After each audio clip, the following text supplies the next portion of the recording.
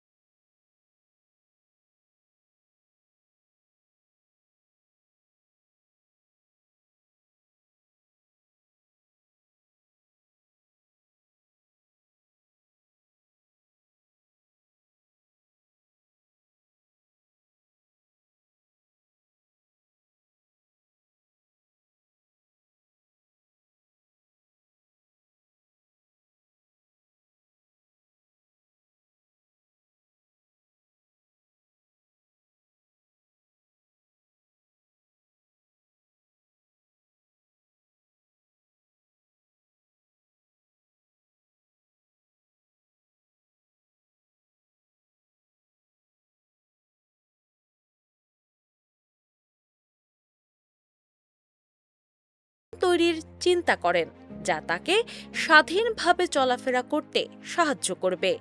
ধীরে ধীরে সেই ভাবনাই রূপ নেয় এ2আই স্মার্ট কারে।